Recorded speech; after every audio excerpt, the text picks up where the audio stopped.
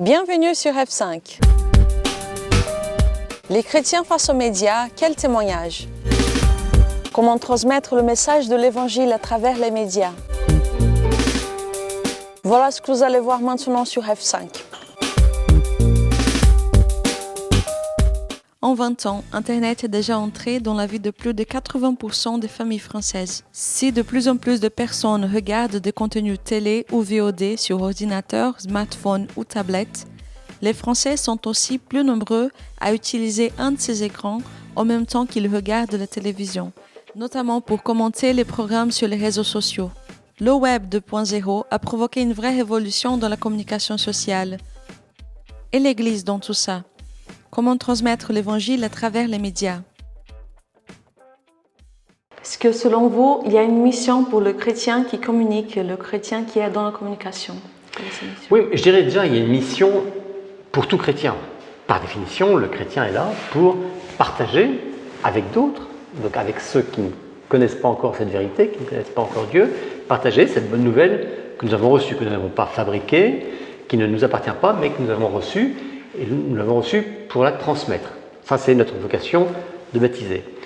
Ensuite, notre mission à chacun est de la répandre, de la diffuser, la communiquer à travers tous les moyens qui sont à notre disposition.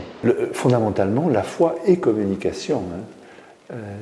La vie trinitaire, qui est au cœur de notre vie et de notre foi chrétienne, la vie trinitaire conduit à la communication du message d'amour, du message de salut, par l'envoi de Jésus, qui est la parole de Dieu. Donc déjà, dans son être même, Jésus est un être de communication, de relation. Il passe toute son humanité à rentrer en contact avec les gens, à les aborder et à créer des réseaux sociaux. Mais on peut aussi expliquer ce qu'un chrétien pense des phénomènes sociaux actuels, des phénomènes économiques, des phénomènes politiques, etc. On peut parler de tout, de toute la vie d'aujourd'hui. Tout peut être évangélisation. Et c'est sûr que l'information est un support par lequel peut se transmettre cette vérité. Elle n'est pas le seul, parce qu'il y a aussi le témoignage de la vie que l'on va donner, qui est important. Il y a l'annonce directe qui se fait dans le contact de personne à personne, qui est aussi fondamentale, et qui ne passe pas par un média, puisque précisément là ce sera une relation directe. On peut aussi bien parler de la vie spirituelle, témoigner de la vie de prière, on peut aussi expliquer ce qu'il y a réellement dans la Bible. Je crois très profondément que s'il y a un groupe au monde qui a quelque chose à dire sur Internet et qui a quelque chose, des outils à donner pour aider les gens dans cette jungle de bons et de mauvais qu'est Internet, c'est l'Église. Sur les 3 milliards d'internautes à travers le monde, 2 milliards sont actifs sur les réseaux sociaux, ce qui représenterait 56% en Amérique du Nord, 44% en Europe de l'Ouest, 7% en Afrique, 5% en Asie du Sud. En France, 40% de la population utilise les divers réseaux sociaux et y passe en moyenne 1h30 par jour sur ces espaces. Facebook a dépassé les 30 millions d'utilisateurs actifs. Autrement dit, un Français sur 2 a liké, posté ou partagé du contenu au moins une fois par mois sur le réseau.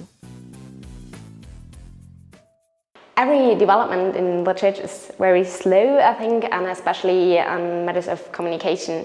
And so I think the social media is something the church has to learn to work with, and it's a good possibility to send the message of of Christ in the world. Yeah, you can use it, but you have to learn how to use it. And I think this is an important task for the church in the next years. Especially in Europe, maybe in America they are faster.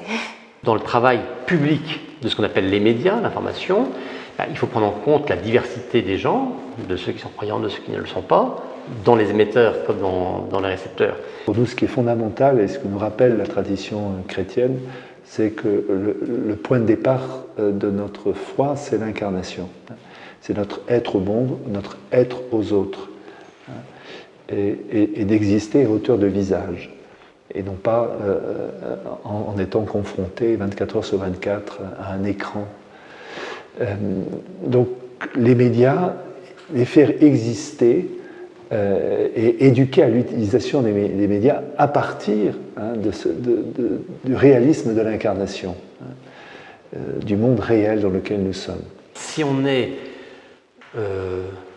à la fois fort et serein dans ce qu'on est, dans sa foi, dans ses convictions, dans l'harmonie entre sa vie et sa foi, ben voilà, je dirais le reste découle naturellement. Et on peut espérer qu'à travers ça, va rejaillir un témoignage qui pourrait être